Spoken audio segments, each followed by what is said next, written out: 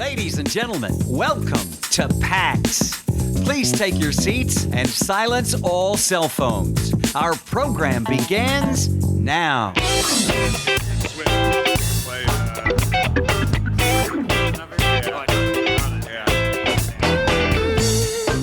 Our program begins now.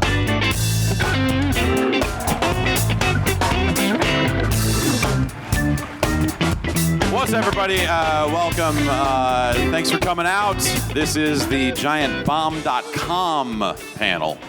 If you want the GiantBomb.net panel, it's around the other way. Yeah, no, just feel free to. Just GiantBomb.net around the corner. I'm Jeff Gersman. Hello. Hi. How's it going? I am joined by... Hi. Hey there. Hi. Hello. I'm joined by the staff and crew and people of Giant Bomb East. Where we are. We are on the East. I guess we count as people, sure. Yeah. You could say that. I could say people. Yeah. I don't mean it, but, whatever. Alex Navarro, of course. Hello. Hi. Hey. What's up? Howdy. Hello. Vinny Caravella. Hi. Good evening. Hi. Hello. Hi. And down at the end, I can't really see him, but Dan Reichert is down there somewhere. Oh, hi. I'm here. Oh. I think I'm a wrestling character. These marks? Yeah. He just called you all marks. No, that's not what I said. I said they're nice people. Save your fucking carny talk for... That's all I know anymore. Yeah, no. We've also got Jason over here. Say hi, Jason. The A striker. Hi, Jason. Yeah. He's got that camera. He's like clutching it real close. Real close. Don't steal that shit. That's what he's saying. It's the last camera we got. Yeah. We sold the rest for drugs. So, yeah, we're here. It's been another full year since we've been in Boston, because I don't get out here as much anymore. Why would you? Well, I don't know. There used to be, video games being made in Boston. So, I would come out and see... Yeah, boo video games. Yeah, boo video games. Boo the industry that left this town. Yeah. It's still here. It's still, yeah. No, that's not to say that there are zero companies making video games in Boston, but yeah. Fewer than there were. Fewer than there were, yeah. But Harmonix announced a new game yesterday. Like a board game? A card game? It's as I understand, it's a mobile game that is a card game that has physical packs of cards that will play music when you play them. Are they like Amiibo? Yeah, they're a lot like Amiibo. You should probably scan them on your phone. You get some kind of board or whatever that you would then play the cards onto. It's called Drop Mix. So you kind of you buy the cards and play them as part of a card game. And then from what I remember from this thing, there is music associated, licensed music associated with the cards. So you're almost like building a mashup or something as you go. So instead of Epona, a nice little figure of that, it's just a card that plays 30 seconds of a My Chemical Romance song. Awesome. Yeah, but it loops it forever. So if you play your John Fogerty song, it plays both of them at the same time, like a mashup. I think that's how it works. John Fogerty Forever sounds like a really good way to live. Yeah, no, I have an all John Fogerty deck that I'm just rolling out and just rolling over people. You should see this shit. Do you still play Hearthstone? Is the card thing still in you? Do you still buy cards? Spend money on cards? I don't spend as much as I used to spend on cards. Okay. Regrettably, yes, though. I do, in fact, still play Hearthstone. In fact, I was doing that in my hotel room before I came over here because I am a fiend and I have no self-control. Yeah, hotel rooms. Woo! They sell you a bed. Alex, have you played Clash Royale at all? Absolutely not. Let's talk later. No. You fucking enabler. Absolutely not. Hey, did you guys know that WWE Supercard added live multiplayer and you win trophies? See, that's a step too far for me. That's too far for me. Clash Royale is too much for Alex. WWE is too far for me. All right. Wait, you do Supercard and you do the collecting one, right? Yeah. Multiple WWE apps on my phone. They're all bad. Which one do you spend more time with? The one that's just the cards, because I can look at the pretty pictures of Big E and just go, that guy. Let's be clear. let's be clear about what this is. It is literally an app where you collect trading cards the way you would do if you bought like actual physical packs of cards, and that's it. It's literally like old Topps Fleer style cards that you just collect in an app. Topps makes it. It is Topps. It is literally fucking Topps. But the cards are just like JPEGs of Kurt Angle. Yes. They are JPEGs of cards you might have bought back in the 90s. Listen, if I know one thing, if I have learned one thing, this show, it is card games and wrestling go really well together. Just I wouldn't know. also extremely dangerous, apparently. Yeah. Yeah. No. That the injuries happened before we got to WWE Uno. That had nothing to do with that. Well, look. I mean, if they had made that into a digital card game, we wouldn't have this problem. It's true. You know. Woohoo. Think about that. Think about that. I'm thinking about Think it. about that. Yeah. So I don't know. Mobile apps are a good way to like hang out in the bathroom for longer than you should, but. Now I've got the Switch? Yeah, now I've got a Nintendo Switch, and that is filling that time a lot better, which is nice because you're like, oh, I can run to this shrine, and my legs have gone numb. Been in here too long. Getting ready to renovate the bathrooms around the house these days. And You're getting ready to renovate? I mean, not me personally. Renovate a bathroom? Oh, I've yeah. used that before. Yeah, no. I gotta do some renovation in the bathroom. Do a little Don't go in renovation. there Gonna be in it. No. I mean, I'm like, we're gonna drop some drywall. You know what I'm saying? You gotta lay some sheetrock. No, it's like now that I'm playing a lot of Legend of Zelda, I want to have a nice bathroom. It's a room in the house that I find myself spending more time in, and it just seems sensible that like I should have I should have a toilet that's a little taller off the ground. Yeah, Avoid treat yourself. That numb leg thing. Yeah, exactly. Treat myself. I deserve nice things. Everyone says so. Yeah, so I have kind of continued to play Zelda since the last time we podcasted, and You mean like 2 days ago? yeah, I mean it's a portable system, so I can bring it with me on the road. I did that too. Yeah, it's been Me too. I would say I've maybe actually played more Zelda than I played any other games at the show PAX. I feel kind of bad about that. Yeah, has anyone else been bringing a Switch to the show and playing games while you're waiting in line to play other games? Well, game. Playing game Or while waiting in line to play. we played some 1-2 switch in the back of the car. That worked Game. great. Yeah, you guys tried playing 1-2 Switch in the back of the car as we were driving here from New York, and how'd that go? The Zen one is really tough, where the whole point is to stay as still as possible. We both did really poorly on that. Yeah, Sorry I went off-roading during that part. yeah, he was spinning Brody's in a parking lot in Connecticut. And they were trying to hold still. They should probably build some kind of campaign around that, some kind of ad campaign about. Yeah, they've already got the fake airplane. They've got the fake diner. Now we just need the fake Subaru WRX. Exactly, yeah. Or they just get a real Subaru WRX. Like that should be like an Uber thing of like, oh, we partnered with this ride-sharing service and we put switches in all the cars and you can play the game and then you get a discounted ride. I don't know. How does anything work? I mean, unless they can find a way to skirt law enforcement while doing that, I don't know if it would really be the true ride-sharing app experience. Well, yeah, I guess so. Yeah. Anyway. I keep coming around on Zelda more and more every time I play it. It's been fascinating to continue to dig into that game because like my initial impressions were just so like Yeah, you seem not on board right at the beginning. Whatever, like the problems I have with it I still have. Like it's not like those just necessarily went away. I think that we talked on the podcast this week about some inventory stuff, and Brad was like, oh, well, you can do this to avoid it. And I was like, oh, maybe that does improve it. And then I've since checked, and no, you totally cannot do that. Not at least the way that he was saying. So, yeah, just like that nuts and bolts stuff that like seems like it could be better or should have been better really sticks out just because of how good the rest of that game is. Does that bother you more than the climbing, the inventory stuff? Yeah, it does because when I've put points into stamina and now I can climb a little bit more effectively, so there's less of a problem. Yeah, and you can get gear and abilities that continues to make it easier and easier. So yeah, the inventory is the one thing that never really gets that much better outside of expanding it. That helps. Right, but that's you're always going to be kind of trying to keep stuff on you while you play, right? You want to like make sure you've got enough weapons to do damage and and get up to some dirt. Or at the very least, go find an Octorok they can shoot a bad sword into to get a good sword, apparently. Yeah, what the fuck? It's really cool.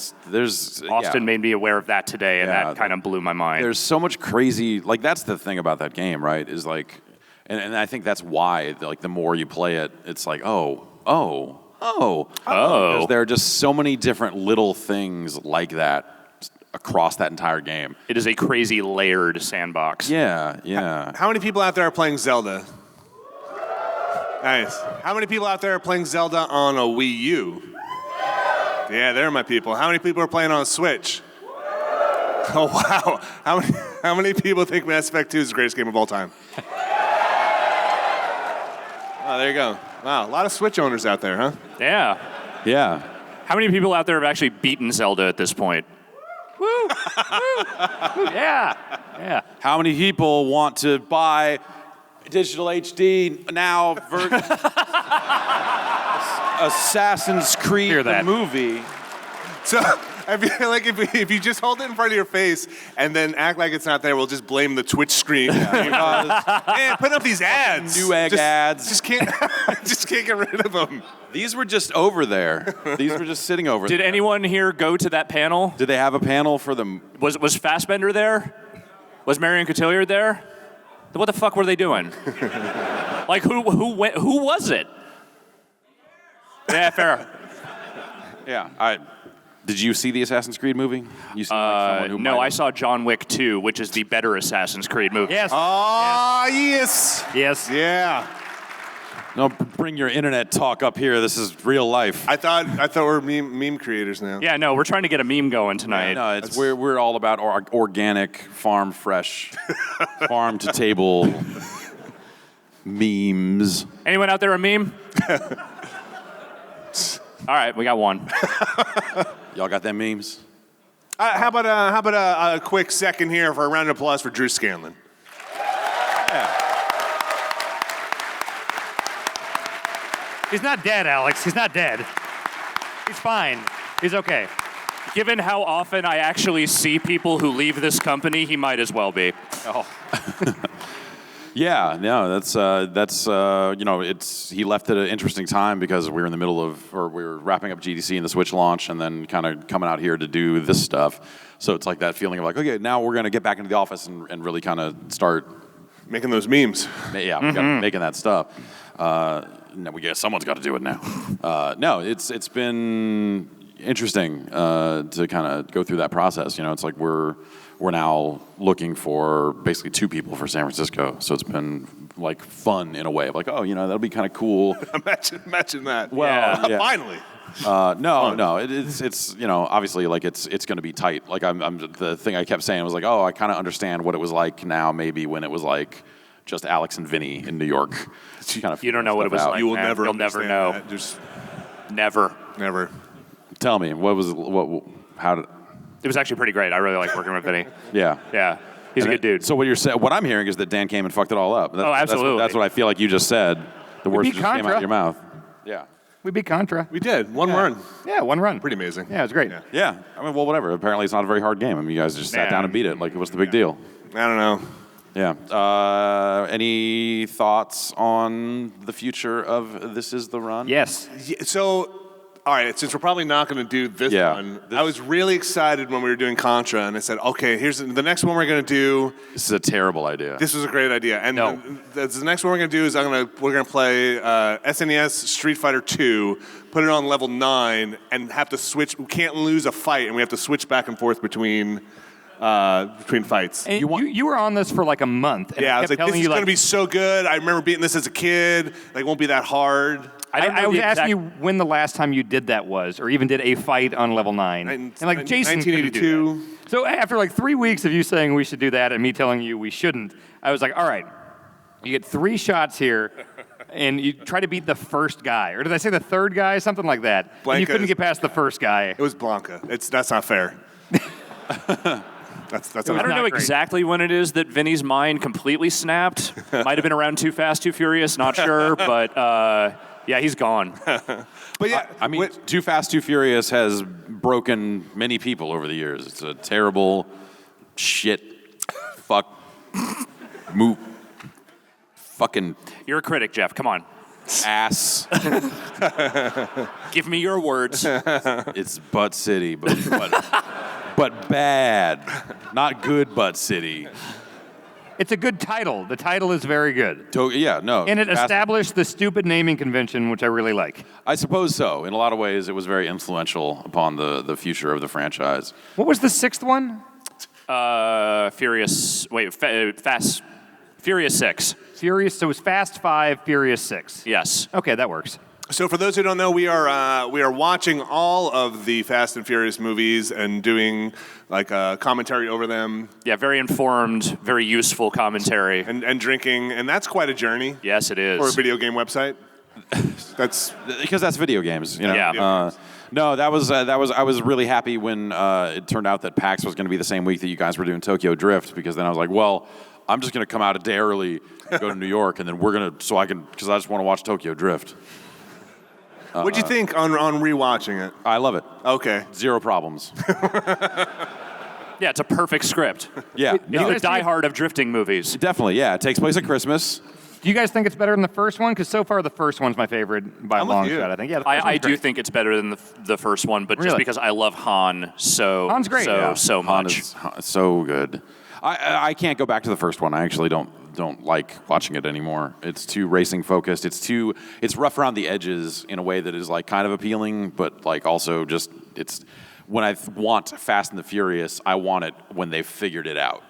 So I want Tokyo Drift. You want the Justin Lin era of Fast and Furious. Yeah, for sure. Yeah, we watched that. So that ended up being really crazy because I basically like went to the office on Tuesday, did a full day there. We did the podcast and some other stuff, and then I just stayed there and then went to the airport directly and got on a plane at like 11:30 at night, Tuesday night, flew all night, went straight to the New York office. Then we did that. We did the Beastcast. Yeah, we did the podcast. And then we did the Fast and the Furious thing. So it was like basically like by the time we recorded that, I had more or less been up for about 2 days. You took a red-eye flight and charged a hotel room to the company just so you could watch Tokyo Drift. Yeah. And I would do it again. Hell yeah. Yeah.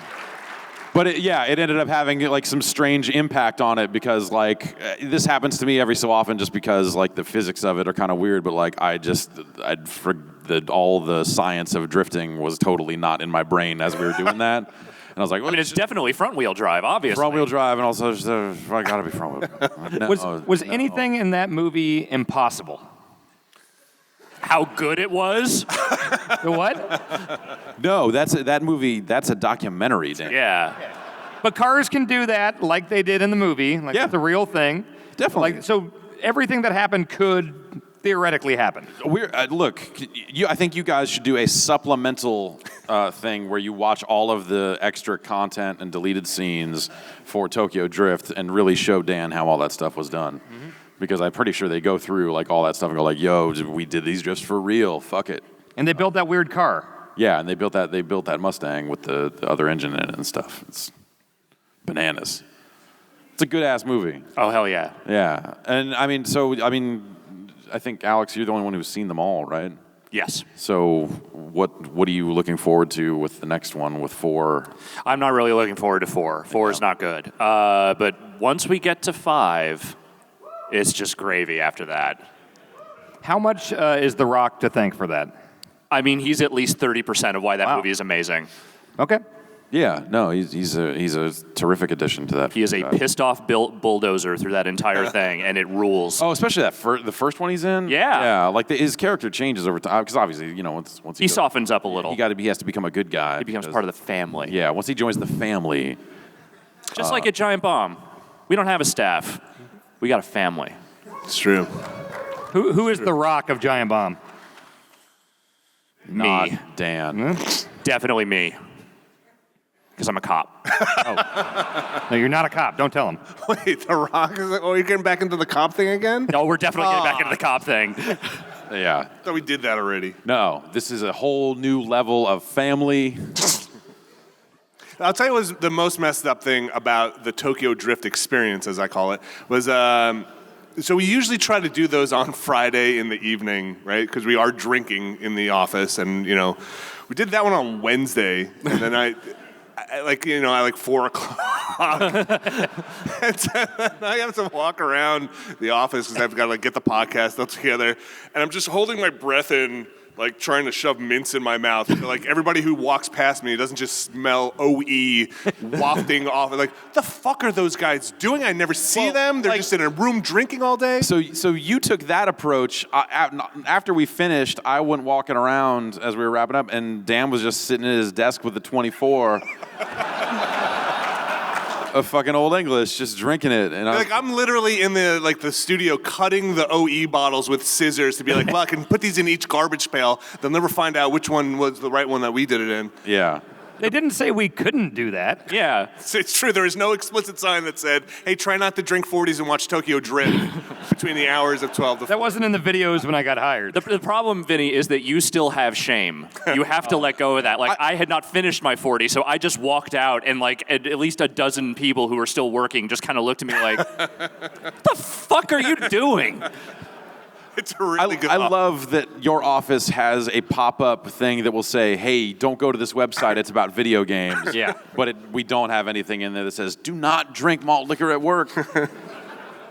Yeah, you might say our web filter is lacking in that regard. Yeah, they need something where if you just like look up like anything about Old English, so it's like someone shows up at your desk and goes, hey, come on. I mean, it's their fault for putting the office across the street from a deli that sells 40s of Old English. In plastic. But they're also locked up with like literally a chain wrapped around the handle. You have to go up to the front counter and say, I would like to purchase these 40s of Old English. Could someone please come get them for me? And then a guy comes with like literally keys and it's like, okay. And like unwraps a chain from like the fucking handle. key maker in the Matrix. Like it is... And then I'm unbelievable. I just need some 40. No, I'm going to need 4 of them. Thanks. Yeah. Just keep them for coming. me. You understand. Oh, man. Yeah, that's the first malt liquor I drank in, gosh, a month. So that was fun. What film did you last watch with a 40? Yeah, I don't know. Can't remember. No, I watched some wrestling. Oh, no. 40. We can't talk about wrestling. What? Nothing, Dan. Fuck, he heard us. I can't hear you that well up here. Did you say wrestling? No. No, you didn't? No. Okay. We were not talking about anything about wrestling. Okay. We can talk about WrestleMania if you want to. Okay, yeah, sure. All right. How many thousands of dollars did you spend to go to what is shaping up to be one of the worst WrestleManias in years? I mean, I spent thousands to go last year, and it sucked. But it's still fun. It's still the experience. It's the weekend. It's the week. It's the festivities. It's not just the event. It was still a fun time, and I don't regret a cent. Hey, do you guys mind out there if I ask a wrestling question? I know some people don't like the wrestling talk, but I just have a real wrestling question. Just one, please. How do they decide who wrestles the belts at the WrestleMania? It's at WrestleMania, they try to put together the best matchups they can based on their roster and the storylines. So if John Cena's a big deal that year and The Rock can come back for a match, it's like, well, that's But there's like a belt, right? Like there's somebody There's wants a lot of something. belts. There's a lot of belts. Okay, so is there a big guy belt? It's called the Heavyweight Championship, or a couple of them. All right, so who has that? So right now, Yeah. Goldberg has the Universal Championship. Okay. When I said one question, I didn't think it was going to go like this. I'm sorry.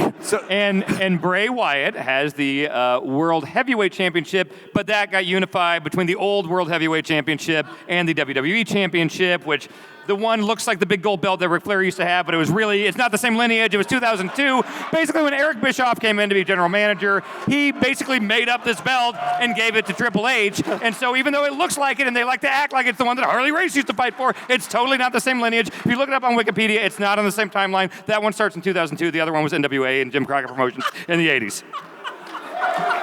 So wait, which one is the timeline where Link died? Okay, so Majora is when, and Termina is a different world.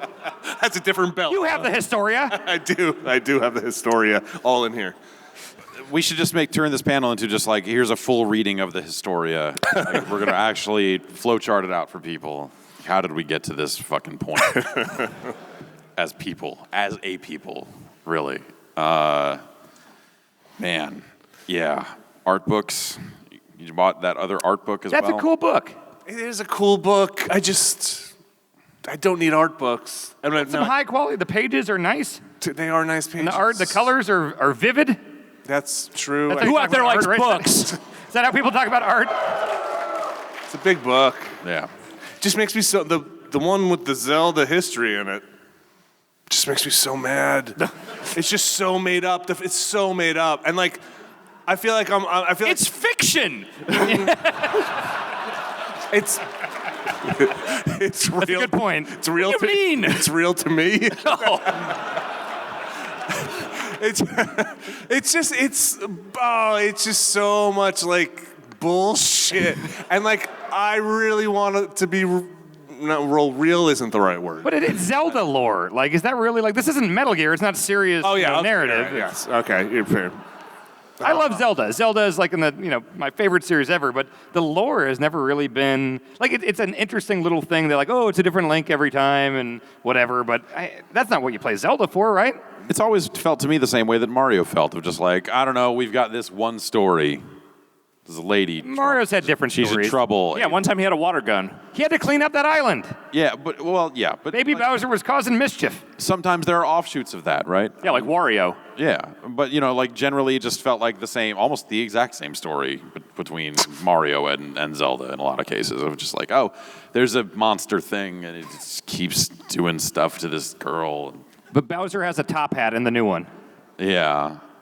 So But there's that. but it was like Wind Waker where they were like, we're gonna tie this together, and then I was like, yeah, fuck yeah, we are, and then they're like, but really poorly, and then, But like, what do you want him to, like, of course. like, What is it that you think the Zelda series needs to do to bring you, like, to really just sort of like lay out a rich textured fiction that you can get into? No, can I rephrase that question? I want to hear your fan fiction version of how you think those games tie together. What's your headcanon? oh man, jeez, this could go for a while. We've got like half an hour, so just go. Well, first there was Donkey Kong, and he came first, and he climbed the tower and threw barrels at Mario, and he climbed the tower and got the Master Sword. That was the original Master Sword. Okay. Yep. That checks out. Then he met Mr. Doug. At the time, it was Phil Doug and his son Dig, and they had to bury the Master Sword because it was too powerful. Ganon would find it, so they had to get to the center of the earth, buried it there. Then Miner 249er accidentally uncovered it, brought it back to the surface, and then they were attacked by the Arkanoids. Do you remember that part? This is the plot of Revenge of Doe, Arkanoid 2, I believe. Yeah. I think this is the plot of Pixels. And then in 2002, they merged the belts, and Goldberg got it somehow, and there was like, Shit, it's really like a bullshit. WCW thing, and then I don't know. Where does Gumshoe fit into this? There's somebody named Steiner and does power. I don't know. Math. Maths. The numbers don't lie. Sorry, maths. All right, well, that's a really good story you just wrote. Thanks. It's better than the one they have. Yeah, no, that's definitely. So, Vinny, you're playing on a Wii U, but I am. Do you find yourself like wishing that you had a Switch just because Yeah. it's kind of the new Sure. thing? Or, Yeah. I wish I had a Switch. well, I mean, or Is anybody out there who doesn't have a Switch wish they had a Switch? fair enough. Are you like going to get one as soon as they become more easily available? At this point, are you just like wait and see until more games come out? Like, what's your play? My long plan. I'll probably get one when Mario comes out, or if they announce something in between. So I'm playing Zelda on the Wii U, and it's fine. Like I don't know, I'm enjoying it there. I will get a Switch eventually, I guess, right? Like I kind of have to.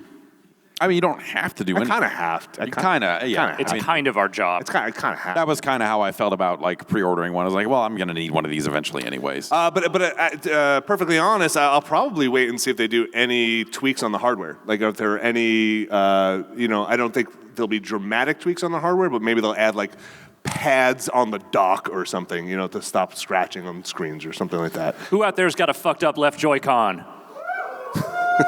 You don't have to woo. Like a hand is fine. Like, it's not an exciting thing. Yeah, fucking fuck shit that work. Woo! Hardware issues. How about a scuffed up screen from the dock? Anyone had that happen? A couple. Okay, all right. Not yet. There's still time. So yeah, I think the hardware is pretty great. I don't know, like it feels good, except for the little tiny baby controllers that are just fucking too small. Yeah. I don't want to buy a pro controller. I don't know. Vinny, hold up your hands. Hold them up for everyone to see. I've been going to the gym, and it's How many reps do you do with your hands? like 800, man. 800 hand reps? Yeah, big. Is that each hand 800 or? Yeah, each hand. That's Okay. it, yeah. Just sets, yeah, so like, I don't know. The Switch seems pretty great. Oh, here we go. Oh, yeah, let's get some thanks. scale here. We get to keep this, right? This'll play.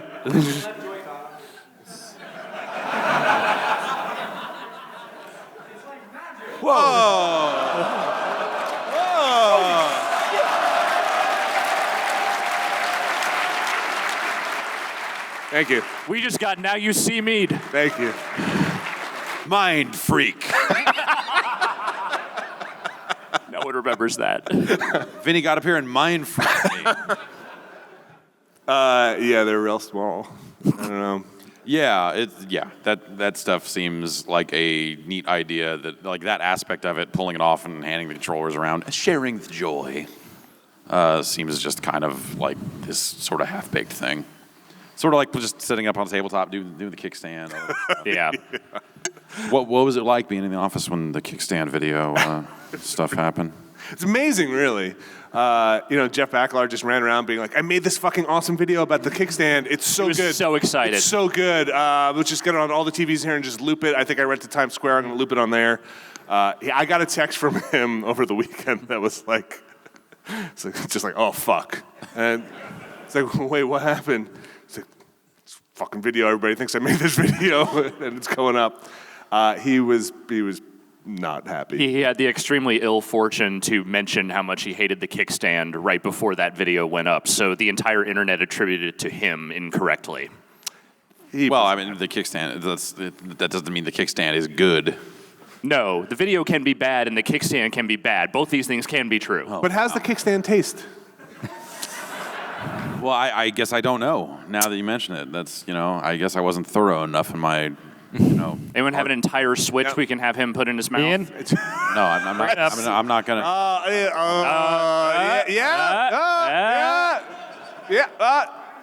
Once it's up here, he can't say no. All right, here we go. This is your life now. This is what you do. Can we get some teens up here to react to this when we're done? I want to quit my job.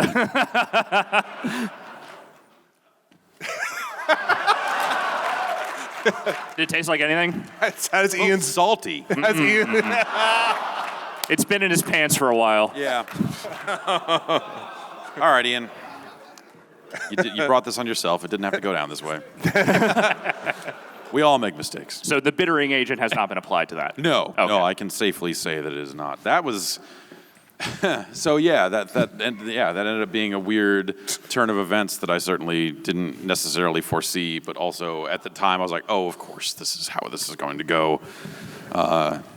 So like a couple of days after that, or actually it ended up being like a week because it kind of like picked up steam after that, and I got that email. I got an email at 3 a.m. from the BBC, and the subject line of the email was urgent. I think I might have actually just taken a screenshot of the email now that I think about it. I should see if I can just find it real quick because it's a tragedy. It's what your life is now. Yeah.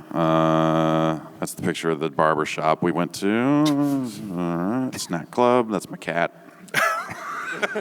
That's all right. Who out there likes the BBC? Woo! Urgent comment for BBC News.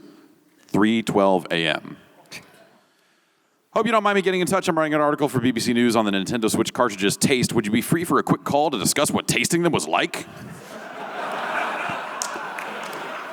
So I woke up at 7 and sent an email saying, like, it was 3 in the morning when you sent this, but if you still want to quote, sure.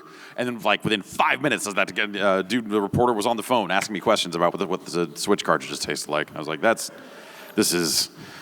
Like, were they serious or were they like laughing? I mean, no, they were the kind of like, oh, this is weird. Who could have predicted this strange trend? No, they were kind of like reporting on like the buzz around it, or like as a silly story alongside the launch of the Switch. Like, here's a little slice of life for you. Nintendo put out a new platform, but did you know the cartridges taste like butt? Did they do that with like 3DS cartridges or DS or like even SD cards? Like, is that a common thing that we're just now figuring out? I don't know, Dan. Why don't you put all that shit in your mouth and find out? Anybody got a 3DS cartridge? Oh, man. Oh, no, please. All right. Yeah, all right. Give us a 3DS cartridge. Let's just do this. It's just all... Let's make this the thing now. I fucking hate everything. Here we go. They say journalism is dead. We're going to rename the panel next year. That was actually one of the... I have numerous 3DS cartridges. I'll take one. I'll take one, too. I'll do both at the same time. You 2 at once? All right. No, don't... If you got a bunch, let's go for it. Let's fucking come. All right. I got 3 here. I got like a Big Mac of 3DS cartridges. This is a bad idea. And here we go. It's fine. It's fine. It's fine. It's not bad. Okay. Well, now we know that. There we go. You want to maybe like wipe There's those off Phoenix a little Wright, bit first? Dragon Quest, and Rhythm Thief for the record. Okay. But what if other cartridges do taste bad? What if it's just those 3? I think we have to go all the way back. Anybody, Game Boy SP? Anybody? Any GameCube discs out there just hanging around? Adventure for the Atari 2600. Copy of Go-Go Hyper Grind, something, anything. Oh, that's gross. Yeah, sorry. We tried to wipe it. Oh, no PSP. No, absolutely not. No. Wait, No, who the no fuck is UMD. carrying a UMD around? No dead formats. It's like Van Wilder on UMD. Van Wilder on UMD tastes delicious. Everyone knows that. That's not even... No. Oh, no. I'm not familiar with that platform. Yeah, exactly. No dead formats. Yeah, that... as all that stuff was happening, and as I was writing things on Twitter about it, like I actually kind of saw time stretch out, and I was like, fuck. This is actually going to now be a dozen YouTube videos that will all traffic better than anything we've ever done. I mean, you said they linked a YouTube video that was a rip of that video, right? It wasn't even our video they linked to. Exactly, yeah. Someone like captured the clip and threw it up on YouTube, and then people were linking to that instead of our stuff because it was a premium show. So. Right. Just a ridiculous turn of events. A truly ridiculous turn of events. My favorite part, though, about that was that there were some people that were so angry. Wait, why? Because they're like, fucking game journalists putting video games in their mouth. Why the fuck does it... Like this whole, just like, what... Dude, is just like it was a fucking goof on a live show. It wasn't like, oh, we got to do this. Like, it's just... and so the notion that people got all pissed off about that and then through some, like there was some stuff around the edges of that felt like they're not truly respecting Nintendo's achievements. Yeah, unlike that Zelda timeline, which is just fucking masterclass. Yeah. It's like they need to be treating this stuff with more respect, putting it in their mouth. Pish posh. Like, and so if those people were mad, then it was all worth it. Because what the fuck? It's just insane. I want to read that guy's reviews, the Pish Posh guy's reviews. Yeah, no, that's how I'm going to start writing all of our coverage, I think. Yeah, so that happened, and that was a strange thing recently. And then other than that, yeah, like I've pretty much been focused on, doing stuff out there while also working my way through this process of applicants for our open positions and all this other stuff. And like I said, that's actually been really exciting. The idea of like, hey, we're going to get some new folks on staff and some new energy, some new matchups and stuff like that. It's like when a wrestler debuts and they can like wrestle every other person on the card, and you're like thinking about all these matchups and all these different things we can do. We get just like one new person in here. That stuff's pretty exciting. So like it's a pretty exciting time to have like this idea that like before too long here there will be as many as 3 new people joining the team. Vinny, how's it been going on your end? It's good. It's funny. Like when Drew left, there was a lot of like, we're talking to you guys, and it's like crap. Like, how do we? Dan came out, and then like Drew left, and then it was like, fuck. What are you gonna do? You guys have 3 guys, and like, we'll make it work. It'll work. And I remember when Dan was coming out, and I was going to Alex, and be like, we're gonna fucking have 3 guys. We're gonna have 3 people in this office. It's gonna be amazing. We can do whatever we want now. So like the weird relative dynamics of just like, wow, 3 people is amazing. So I'm very excited. Yeah. We've been playing Yakuza 0. Yeah. Holy cow, that game. Who out there is in the Yakuza? Yeah. I don't see any tattoos. You're all full of shit. Yeah. That game is kind of amazing. Like having played, or I don't know, whatever you want to call it with Shenmue. Like there was Endured. Free, full reactive eyes entertainment. It seems like it is making good on what that game was supposed to be, right? And I know I'm not the first one to say that. The Historia said it first, and it's like that's the 4th timeline, and that game is so fucking nuts. And there's this character in it, the Majima, who's just fucking great. He runs a cabaret. He's got an eye patch. Yeah. Doesn't punch people until he has to punch them with a baseball bat. He just has a baseball bat. He has a whole style dedicated to a baseball bat. Is he Sting? Kind of. He's kind of a vigilante. Huh. He's got a mystique about him. Okay. No face paint, though. All right, not yet. Not yet. I wonder if he stays that good throughout the series, though, because obviously he was established. Is that a yes? Yeah. Oh, okay, that sounds great. Yeah, I'm looking forward to seeing like where he goes from here. I'm also curious how the game plays going forward, because we are playing the most modern one in terms of mechanics, and then we're going to go to one that was made in. Well, hell, I guess we're probably going to do the remake that's coming out. Yes, we're going to do Kiwami after that, which is the remake of the first game, and then there's some talk that Sega wants to do that to the second game, which would be rad. But if that doesn't happen in time, there was a completely random and stupid reprinting of that game and the other PS3 games, so I bought all of them. Yeah. So we should be good for. Oh yeah, no, we got them. We're good. Yeah. Yeah, that's it's a long game. It's been really unexpected, but also like a really welcome surprise to see so many games coming over from Japan and really standing out. Japan's getting pretty fucking cool again. Yeah, and some of that's obviously like Yakuza, that game came out a while ago in other territories and all that other stuff, but and all that, but it's still like this year with Neo, with Nier, yes, Zelda, yeah, there's Nier's in the audience. Yeah. Oh wow. Yeah, Okay. Persona Swery's got his new studio now, so he's working on stuff. Yeah, it's been really fascinating to see that stuff, and it's not the stuff that like it was weird watching over the last couple of years, like watching pre-TGS press conferences and seeing like half of it be devoted to like Ubisoft games.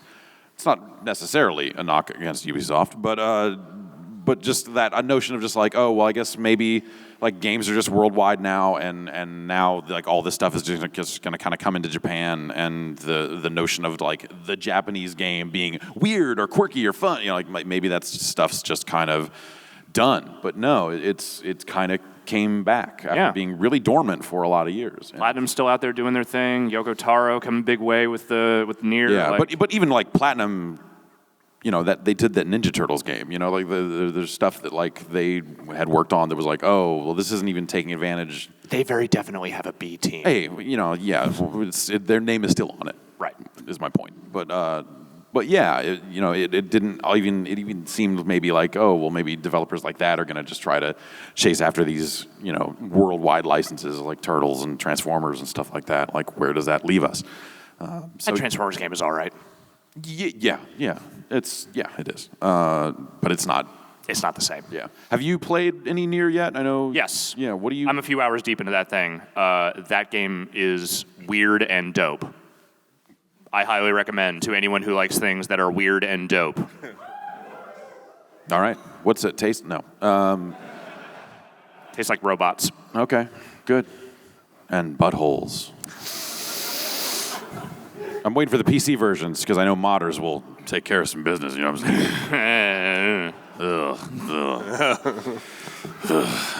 Yeah, no, it's like I said, it's been really cool to see Japan kind of come back in that way, because that wasn't necessarily an expected thing to see happen.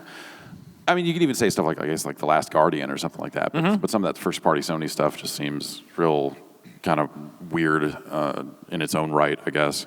You ended up playing The Last Guardian. I did. Last year.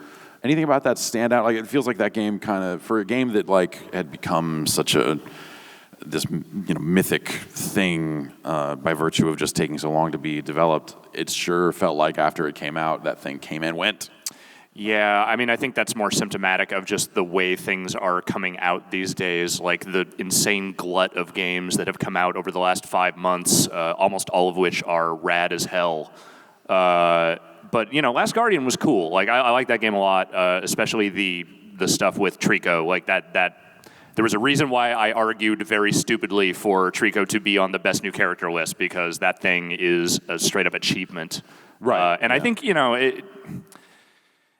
that game got built up just by virtue of how long it took for it to come out, and I think that probably worked against it. But like as a game, as one of those Team Eco style games, like it was a cool thing, and people would do themselves well to at least try it out.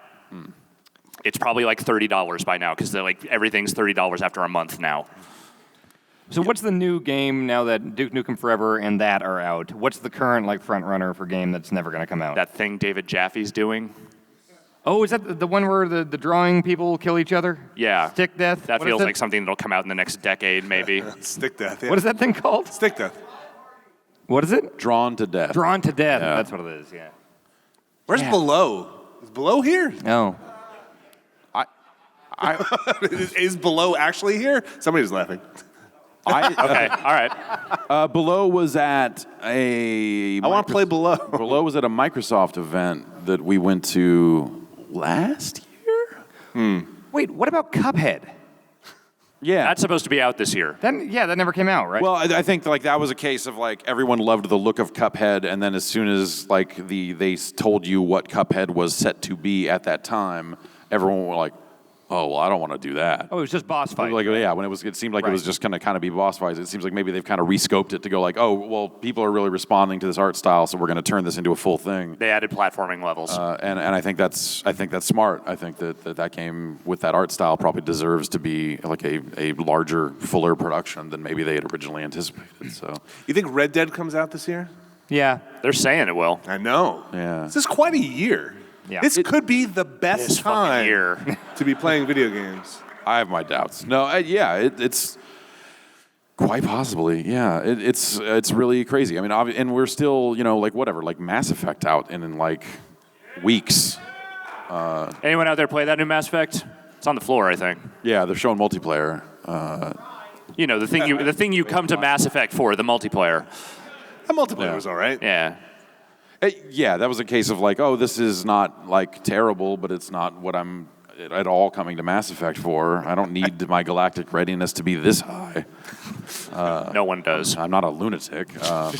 Yeah, man, I don't know. Like Brad went and checked that game out a while back and came back with some like non-related footage that they gave out. It was like, well, great, thanks. But at the same time, like looking at the combat in that game, that actually made me like kind of made a case for the multiplayer in a sense of just like, oh, actually the mobility of like jump, dash, shoot, do like the things you're doing looked pretty good. So it seemed like that might actually be like a good, fun, just action game in some ways. And then if they've built that RPG around it, that could be cool, or it could be a real bummer. When's Prey coming out? Prey? Like May. Yeah. Well, I'm sorry, I missed it. What? Okay. Man, how's Wildlands? Yeah. I am weirdly looking forward to getting home and putting some more time into Wildlands, because there are games that come out that are of that kind of like middling quality where I'm just fascinated to see them through and just look at them and just go like, man, how did it come to this? like how did like you play, there are some games you just play and you kind of can't put down, not because they're great, not because they're like super bad, but this kind of thing of just like, how this seems like it could have been so much more. I really want to group up with you guys and play some Wildlands. We should do that. That seems like fun. And that guy, yeah. Did you work on Wildlands? How did it happen? Why did that happen? Did the voice actors strike hit you guys? Because were you two of the three voices in Wildlands? Shitballs. Should we take some questions? Yeah, I think we should take some questions before we wrap up here. We got a little bit of time left here, so I believe we emails. have a microphone out. No correction. A microphone out there. We do. Oh, we have this one here. Oh Yep. man. One person. This is All right. entirely too close. I don't know how I feel about this. Okay. All right, lining up over there. Feet. Follow the enforcer. Yeah, but there's something about Wildlands that I'm just like sickly curious to like see to that story. It seems to be occupying space in your head. It totally has. And we tried playing some multiplayer. We actually were meant to record a quick look at that before. And then we our came out NAT PAX. settings. But strict ass NATs. That. Yeah. Hi. Hello. Hey guys. Hello. What's your name? Rob. Hi, Rob. Hi, Rob. Yes. So, I've been a member for so long at this point. I think since Arrow Pointing Down, you were doing energy drink reviews and stuff. And you guys have been like very forward thinking in terms of like quick looks and streaming and all that kind of stuff. And just in your industry, like video game journalism, what do you think? What do you think is next, and why is it dank memes? Yeah. Good question. Yeah. I think it's hard to kind of tell what's next right now because some of those changes were dictated by the changing of technology. Just the availability of streaming services for anyone to use has democratized games coverage in a lot of ways. And just the ability for anyone to start a podcast, the ability for anyone to kind of just do these kind of things that like we're rich media or whatever the fuck. Whereas before it was like, well, I'm gonna start a blog and just kind of focus on writing because anyone can do that. Now anyone can stream, anyone can do all this other stuff. So I look at that and go like, well, what ends up being kind of the next step in that? And it's hard to say right now. There's some stuff around like, well, mobile live streaming, what does that change? And that might not change that much for games, but it will probably change a lot of things for a lot of other stuff and probably already has. So yeah, I don't know. We're in a really we're almost in a quiet period around that stuff where the innovation won't necessarily come from the tech. It'll come from the different ways people are applying that tech to the coverage. And the way they can monetize it. Like, people will, Yeah. there's a reason you see a lot of short, little burst stuff hitting Facebook feeds and stuff because they, can count as video views, or people are trying to figure out how to get as many views and hits and stuff on a stream, and they're going to put money against that stuff. So, like, people need to get paid if you're going to do this professionally, and companies are trying to figure out those ways to bring money in that aren't blocked by ad blockers, and or as new platforms open up, how do you exploit and abuse those platforms to make money? And like that's a real thing. Yeah. The silent film is coming back with Facebook, right? Yeah, I've seen that. Yeah. No. Yeah. Well, or just like, you think about that animated GIF style of, or even just the video style of like, we're just putting the words at the bottom because you're scrolling through a feed. And you're just getting your news by virtue of watching this fucking silent thing. Like, it's a really weird change that kind of brought text back in a really strange way. But yeah, it's weird to watch. Yeah, a lot of the stuff is just built around like, what are the ways we can sucker money out of the internet? It's short videos on Facebook that as you scroll past the page, it just plays automatically, and hooray, everybody wins. Until all that stuff changes and everyone goes out of business all over again, and someone has to find something new. Thank you. Really uplifting. Yeah. Feel really good. That's the cycle, right? We've been doing this too long. Like at some point you turn. watch it all happen, and you go, well, this just is going to keep happening over and over again. Hi. Hi, my name's Matt, and I was just wondering, I've kind of a free time tomorrow. Is there a particular game or something on the floor I should check out, and/or is there a booth you might just want to like social experiment, send everyone here to tomorrow and see if they can handle the crowd? I didn't. I walked around the floor. It's really crowded this year. Like it seems packed and tough. So I think we just everybody scream out what you should see on the floor on the count of 3 and go see that. Ready? 1, 2, 3. And there's your answer. You get that? Cool. Yeah. I like Strafe. I think Strafe is cool. Yeah. Hi there, Jason from St. Louis. So, question is for Jeff: when do you and Alana Pierce have the death battle over Nintendo Switch cartridge tasting? Maybe PAX Wrestling, PAX West? I don't know that has legs past like 3 days ago. I hope it does not.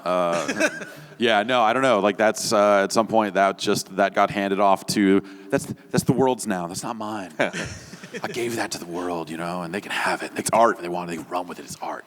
Art is meant to be free. I heard that at a panel that once you make it, the intent doesn't matter. Yeah, no, my authorial intent about putting that in my mouth, it doesn't matter anymore. It's true. Except when it does. except when you can make Taste those cartridges is what I would call problematic. Hi. Hello, my name is Ryan Adley. Big fan of yours. My question is, with the culmination of all the talent Giant Bomb seems to have, it kind of reminds me of SNL. And you have people spinning off and doing their own things, being very successful like Austin Walker. Who do you think will be your Adam Sandler? Oh, wait, why is everyone looking at me? What's going on? I know everyone's looking at Dan, but nah. I'm going to sell the fuck out. You're our Chris Kattan, Alex. Oh, man. Hey, Monkey Bone was okay. That's maybe the most offensive thing I've ever heard you say. I just want to be the Charles Rocket. Oh, no. He killed himself in a field. Exactly. Oh, God. Well, thank you for your time. And, can't wait to see what happens. Me too. I'm going to make a lot of fart movies. That's what's going to happen. Hey, what's up, guys? Hey. Hello. Here with the BBC comment on 3DS cartridges taste. Okay. Yep. No, really though. You guys have a lot more experience with VR than probably everyone in here combined. You see a lot of use of VR, obviously, with video games down the floor, 3-hour waits. Do you see video games as the dominant plane for VR in the future, or is video games just the start and it finds its way?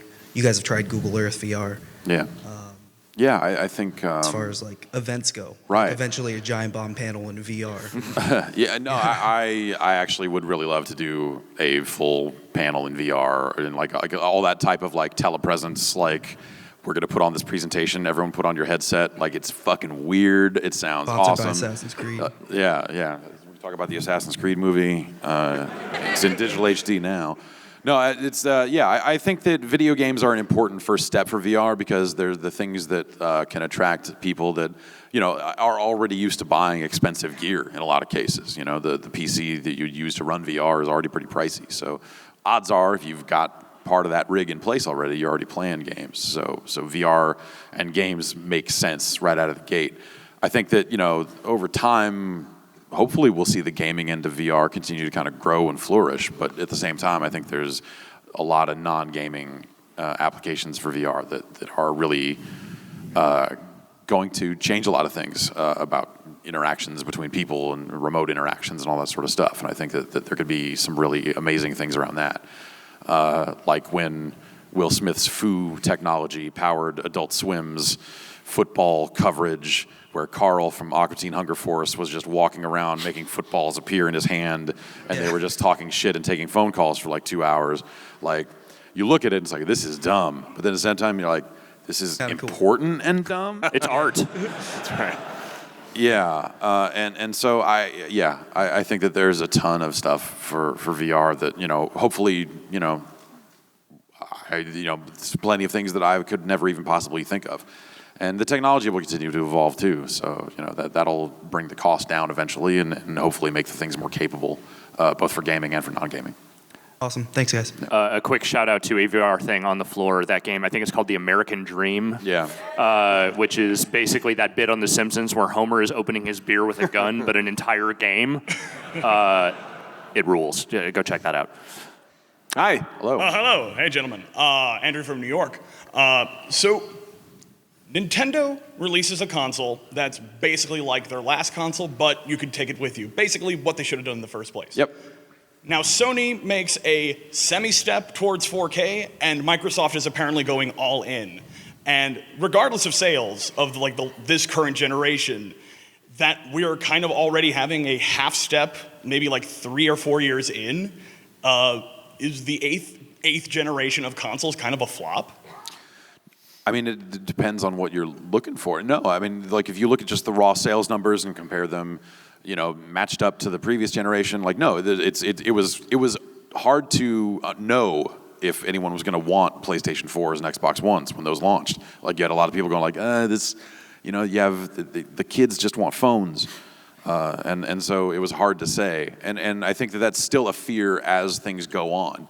Next time around, when there is a full step upgrade, if there is a full step upgrade, what does that look like? Are people still interested in it?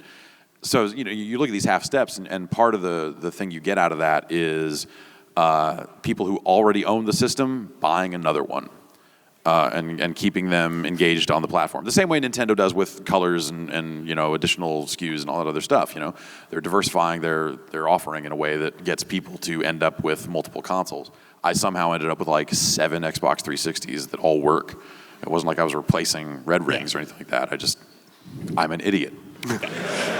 Same, yeah. Side question: Yeah. How do you clean white Jordans? You just kind of don't wear them very often. It's kind of bad when it's the only sneakers I own. Just don't go outside ever. That's just good advice in general. Yeah. Yeah, especially today. Holy shit. Well, Yeah. Thank you. Thank you. Hi, how you doing? Hi, yeah, my name's Stefan. I have a question about the history and preservation of video games in general. So stuff like the Video Game History Foundation, they're trying to collect a history of stuff, and you guys are also building a wiki and doing stuff like game tapes. So what do you see in the future for video games being archived and trying to save and preserve the information, and have people even ask you guys for your personal collections and things like that? I think that the work that Frank Cifaldi and those guys are setting out to do is pretty important. I've kind of felt that way for a while, even if I couldn't quite quantify why or how, just because I kept just saving everything. And Hoarding, one might say. well, but now the hoarding has paid off because I actually gave them a big stack of stuff, and I've got a lot more stacks like that, and it felt really good for me to feel like, man, I held on to all this shit for some reason, and now that reason seems to finally kind of exist, and that's kind of cool. So here's this E3 press kits and this floppy disk copy of a Doom beta, and all this other weird stuff, and that's been cool because it made me feel like I wasn't a total idiot for wasting all that space for all those years. But yeah, I think that stuff's really cool. I think it's amazing, and as we see more of the collateral, the print art and the manuals and arcade sides and stuff like that, those getting preserved I think are really important because they add more of a cultural touchstone for the time that those games came out. You see the artwork and you see giant hammer and sickles and Russians and stuff like that, and all these 80s games and stuff like that. And I think that's important, and sometimes it can get missed in just the digital representation of those games and these things when they came out, where we were at politically, culturally, artistically, and I'm glad that stuff is being preserved so we can match up games with their place in time when they came out. Yeah, it's weird to think of the idea of how games were sold to us in the past as being important, but it kind of is because it gives a lot of context to basically just what it was that was appealing to those games at that time. It really goes beyond, like you can get, a virtual console game or an arcade game digitally. It's just so much different when you see where they were in an arcade cabinet or how they were presented on the game box even. I mean, that's how I went and rented games, I went and I saw the dumb cover of, Chrysalis or Abadox or whatever, and that's what I thought the game was. And you get it home and it's, not that. Yeah, I think that type of artwork, whether it's front box artwork for console games or whatever, but like you just think about the number of ways that Pac-Man has been drawn over the years and the evolution of just like the original Japanese Pac-Man art where he's got this big nose and running around and, like the way the ghosts have been drawn and just like different artist representations of that, I think is really cool to just kind of flip through that stuff and see it all. So yeah, the idea that stuff can be preserved and made available, not just hoarded, scanned and burned, thrown away, whatever, and kept from everyone's eyes. The idea that stuff can kind of be put in a place where it can be out there is really great. And yeah, I backed their Patreon. I feel pretty strongly about the work that they're doing. So yeah. We got time for a couple more, so. Hello. Hey guys. Hi. I'm Hank from Wisconsin. I consulted the Giant Bomb Facebook group when coming up with my questions. So. Well, great. We have a Facebook These are group? some of the. Check it out. Shout out to those guys. These are some of the highlights. What is anime? What is ska? Folder or scruncher when it comes to using toilet paper? Is Link hot? And lastly, how do you foresee your 2015 Game of the Year Mario Maker working on the Nintendo Switch? I think that well, hang on, I have to go delete the Giant Bomb Facebook group. Immediately. All right, and okay, good. I think that they could put a Mario Maker game out on the Switch because it does have a touch screen. It would just be weird because you would only be able to theoretically make levels well while holding it in your hand, and I think that's maybe a little strange. I guess it's got those are motion controllers, so theoretically I guess you could do an on-screen cursor with a Joy-Con or something like that on a TV, but. If they were willing to put out that 3DS one with all the problems it had, I would have to imagine they'd be okay with a Switch one, which functionally would be pretty good. Yeah. Switch does not have a stylus, it's true. But would that screen hypothetically work with a stylus, or is that totally out of the question? You'd have to, a capacitive stylus would definitely work. There's not like special stylus? Yeah, that's like where you go buy a stylus and then steal someone's skin and tape it to the end of it. Okay. And to answer 3 of those other questions, anime was a mistake. Ska's the best music there is, and Link's hot. Link's way hot. What about the toilet paper one? Folder. Folder. Yeah, folder. Come on. Folder. Thank you guys. Don't be a monster. Hi. Hi. My name's Liam, and I've got a question for you guys. So I'm kind of a youngin', so whenever I hear you guys talk about, or at least Jeff, talk about how... Go off to a banging start. All right. Whenever I hear you guys talk about how AAA games used to be like a much bigger thing back then, and now they're just kind of dripping out, like, what do you mean by that, and how did it look? When it was dripping out? It's a little messier. Yeah, no, it was, I think that just there was not an easy way for independent developers to distribute their games on consoles. So it was, everyone making games for those platforms was usually a company of a certain size, and they were big. And, as a result of them being big games, made by big companies, they were placing big bets and using big budgets, and they needed to make a lot of money back. So it was just, it was a case of just like looking at a release calendar, especially in like in November or something like that, going like, well, there are 9 games coming out on disc, this week. We need to go get them all and review them and stuff like that. And they're all like big, long games and all that sort of stuff. Thank you. Yeah. You think we have time for 2 more? One more. All right, we got one Okay. more. One more. You guys can... Sorry, everyone back there. Hi, I'm Dan from Philly. So Jeff, you've talked a little bit about the hiring process before on jar times and stuff. My main question is that a solo process, or do you include other people from the crew in doing that? And has it gotten way worse having to find 3 people now? They're different positions and they're not all open at the same time, so it's kind of, it doesn't necessarily, and also one of the, the 2 of them are production jobs that Vinny will have a great deal of input on. But it's like right now it's mostly me and the recruiting team going through resumes and sending up interviews and all that sort of stuff. But when we start bringing people in for in-person interviews, on-site stuff, and then they'll kind of meet everybody and talk to a wider group. It's not just necessarily me in a vacuum, no. Mm-hmm. And real quick, as someone from Philly, there's a PAX Unplugged happening in Philly in November. Any chance of the East guys coming down for that? I know you guys have done a few board game things in the past. I like board games. Yeah. I've heard some rumblings of maybe some League of Heels action somehow taking place at that. I don't know. We'll see if I'm booked. I'll show up, but we don't even know if they're doing panels there, so yeah. It's hard to know. But as they give out more details, start talking in the middle of the floor somewhere, and people will come listen. Yeah. It would be a lot of fun to go to different cities and travel a little bit more and get out there and see fun new faces in fun new towns and all that sort of stuff. Nothing against Boston. I think Boston's cool, and Seattle too. But it'd be fun to just kind of get around a little more. Cool. It Thanks. would be a real shame if we went to a tabletop thing and one of us did not put another person through a tabletop game. That's a fair point. Yeah. Well, with that, that's going to do it for us here tonight. Thank you so much. Thank you, everybody. Thank you everyone for coming out. Thanks to Jason. Yes. Jason. Thanks to the tech team. Thank you guys.